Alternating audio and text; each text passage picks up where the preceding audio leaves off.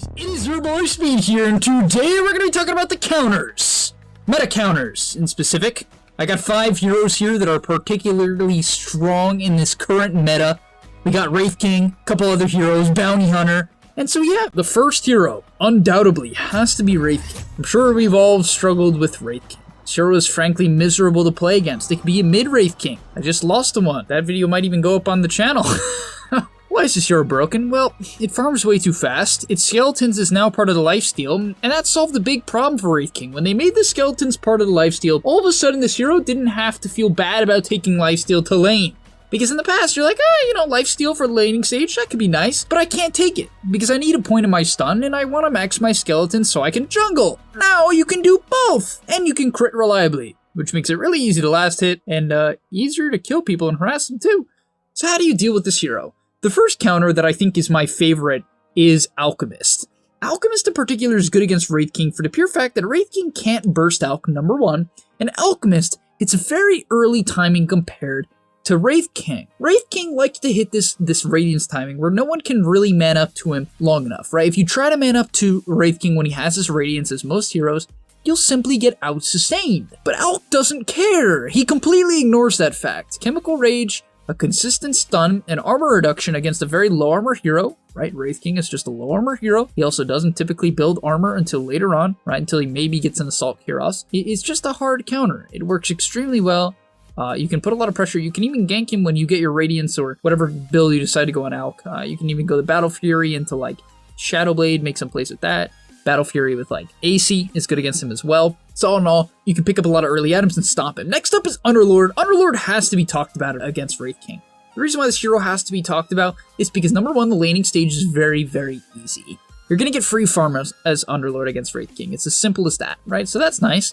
You don't necessarily kill the Wraith King. However, you can deny an insanely large amount of creeps. If you're playing against Wraith King, I recommend you take 2 points in your E, add level 3. It gives you 15% damage reduction against the Wraith King, and just obviously a ton of damage to deny his creeps. So right then and there, you're going to give him a worse start, which doesn't guarantee the game. I'm sure you guys know Wraith King can just jungle, but it gives you a good start. Now, what's the next reason? Well, Wraith King buys Radiance, right? So buy a pipe. Nice. Pipe mech. There you go. Like, these type of heroes are frankly just, in my opinion, pretty good against Wraith King. And that segues into my next hero, which is, oh, by the way, last thing, sorry for Underlord. Your Q is good against skeletons. Having a hero that's good against skeletons is insane. And frankly, it's actually something I forgot to mention on Alch. The fact that every time you kill one of these skeletons, even when it's not their second life, it gives you an extra, 27 gold. It's actually so good. It's so good.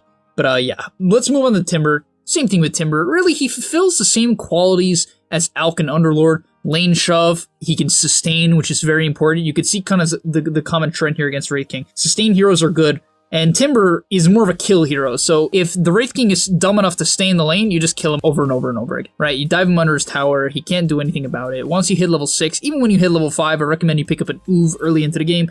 Pick up that Oov and just run him down. There's nothing he can do about it. And yeah, in the mid game, you can pick up Greaves, Pipe for your team, and actually make them sustainable against the Wraith King. And it's very nice. Also, your hero doesn't run out of damage, which is good too. And last but not least, I won't be doing 4 heroes for most heroes, but I think Wraith King deserves to just get hated on, and that is Invoker. So the reason why I think Invoker is very important or good against Wraith King is for a couple of reasons. Number one is Cold Snap. I think it's just good against Wraith King. The hero is very slow. Ice Wall is a counter to him. He can't get out of it. He doesn't usually buy items that do that. It's very uncommon to see Wraith King by BKB, especially early into the game. EMP, right? Burns his mana for Reincar.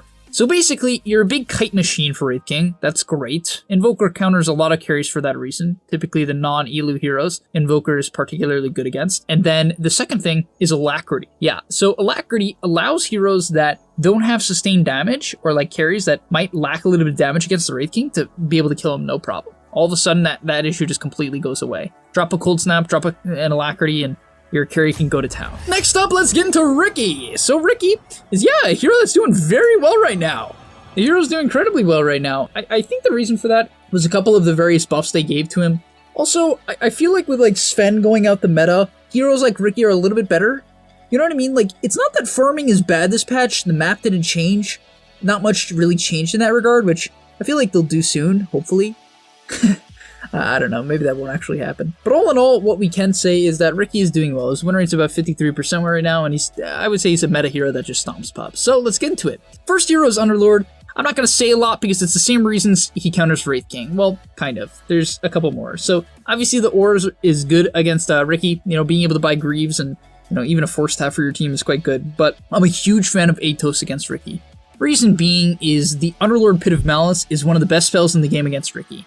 Ricky's main way of disengaging is what? He uses Tricks at a Trade and then Blink Strikes out. But if he Tricks at a Trade, you just put down a Pit of Malice, and there's no way for him to avoid it at all. And that's great. And, you know, Ricky, one of his biggest weaknesses is actually roots, right? The hero hates roots. He does buy Manta, right? That's a thing. But he hates roots, because it forces an early Manta, and before Manta, which, you know, a hero that can't really farm, it takes a while for Ricky to get to that Manta, and so the Pit of Malice into Rod is a great way of killing him, considering you also do a lot of magical damage, which is Ricky's second biggest weakness. Next up, countered Ricky's Bounty Hunter, and yeah, I'm really not gonna even spend too much time on this. I just think it's good to have like the occasional refresher on like, oh yeah, I can pick this hero against Ricky. But yeah, track. You kind of track them. I recommend you don't max out your Shadow Walk. It's good to have, you know, a lot of points in Shuriken just for that little bit of magical damage against Ricky in the early game. It's nice. So yeah, max out the Shuriken. Not first, right? You can still do it second after your Janata. But just keep that in mind. I think it's a good option. And then, lastly, for Ricky counters, we have Naga. This is a hero that honestly is at the top of the win rate right now. The hero, honestly, I even considered putting it in this video alone. It seems to be doing very, very well. I'll have to double check what the changes were, but this hero's doing well, and it's very good against Ricky for a couple reasons. Number one, you're a hero that naturally buys Manta. Any hero that buys Manta is good against Ricky because in the early game, well, mid-game, when he hits his defusal timing, he likes to pick on carries and side lanes, but Naga completely ignores him. Naga's a high armor hero.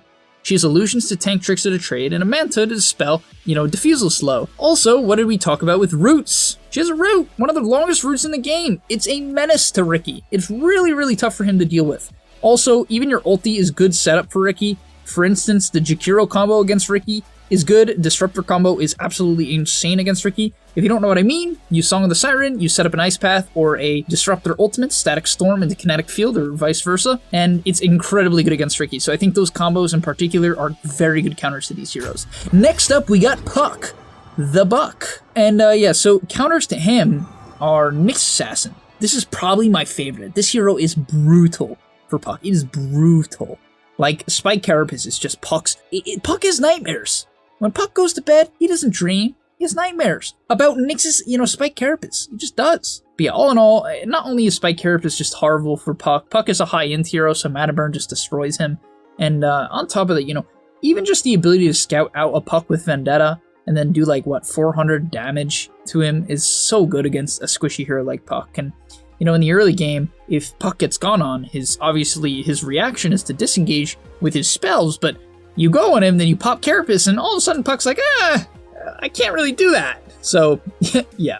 Then we have Alchemist. Yes, I know I'm saying Alch again, but I'm a huge fan of Alch this patch. I think this hero is very, very good. I always do. I always think Alch is good for pubs. You saw my Alch video, guys. Pick it and play it like that, and you're, you know, free cash. It's free cash.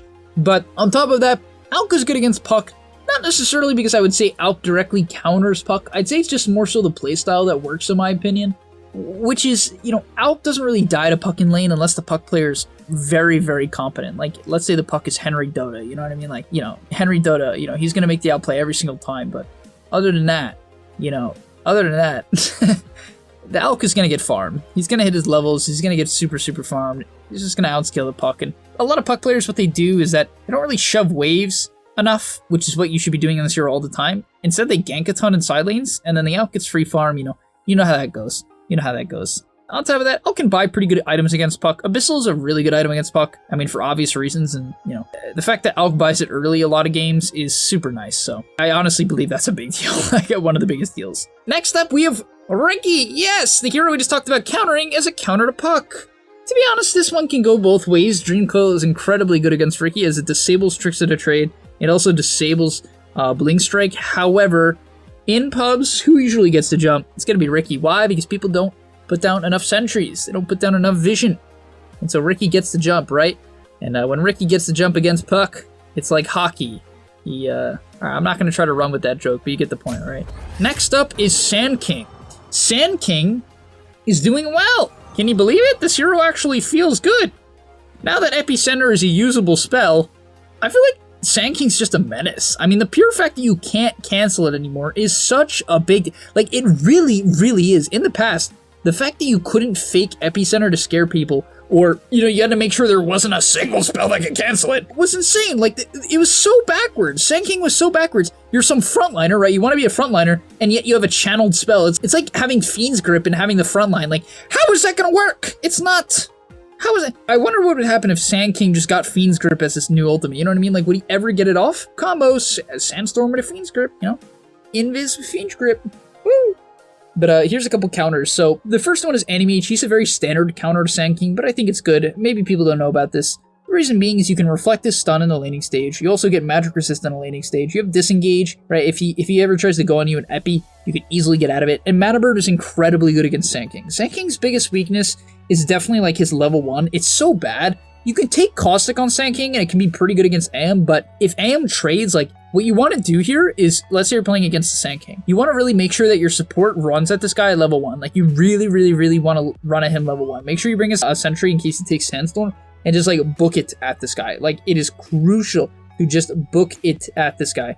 Otherwise, he's going to have, you know, just get off too many spells, be too annoying. So, burn his mana early, kill him early, and you're going to do well. And the same thing applies for Juggernaut. Any hero that doesn't just die to Sand King as well when you're playing, like, 1v1, let's say your support wants to gank. Any hero that doesn't just insta-die to Sand King, I think is nice, like, kind of like Animage, right? Because Sand King's really good at just bullying safe laners. The amount of magic damage he outputs is just absurd now, considering you just can't cancel it. So, like, the previous heroes that at least had stuns to deal with it can't now, or silences. So, yeah, I mean, Jug's good for that reason. Also, Jug is good because you really deal well with his harass. Not only, obviously, do you have spin, but Healing Word is incredibly good. So take it at level 2! Or level 4 at least! God, if I see another Juggernaut, guys, if you ever see a Juggernaut in your games, you have permission from me to flame him and run down mid. Just run down mid if he does not have Healing Word at level 4. Just do it. Make him learn his lesson. Just, like, spam Healing Word level 4 in all chat as you run down mid. Don't actually do that, but you know what I mean. And then finally we have Bloodseeker. This is one that's like, Epicenter is good against Bloodseeker because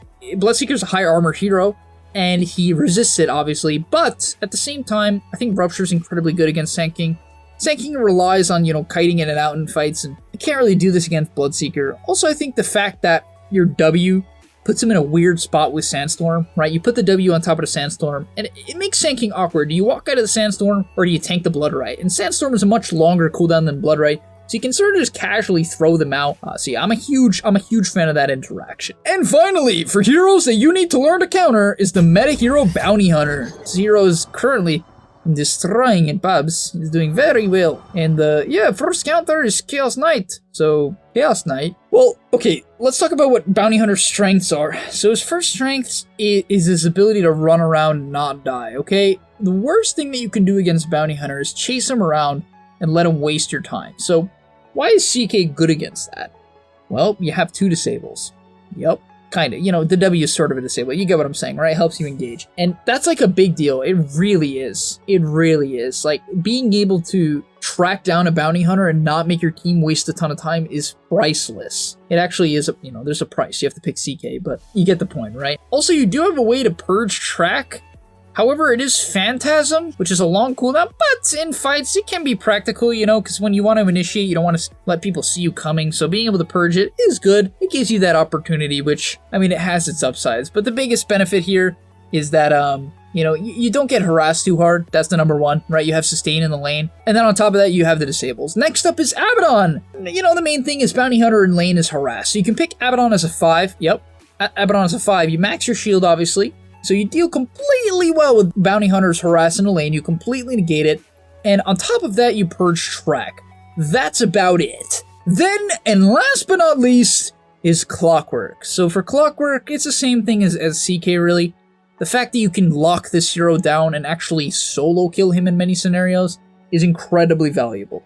Like, I really mean that. You also can scout him out with the E, right? Let's say he's on a sentry, you can scout out the area. It's kind of nice. But, yeah, Clockwork is just one of those heroes that kills bounty. A lot of heroes struggle to do it. It's kind of like Nyx. A lot of heroes can struggle to kill Nyx alone, but Clockwork does it. You know what I mean? These very slippery heroes that don't necessarily have blinks, but are fast and slippery, Clock is very good against. As I said, like Nyx or even like Tidehunter, right? You're good against these heroes because of cogs and and battery assault being a consistent disable, right? So yeah, Clock is very good against Bounty Hunter for those reasons. But I hope you guys enjoyed. If you have any other counters you want to provide for Wraith King, Ricky Puck, SK, or Bounty Hunter, you let us know in the description. I mean, not the description. You can't type in the description. You could try. It's probably not going to work. But yeah, comment down below.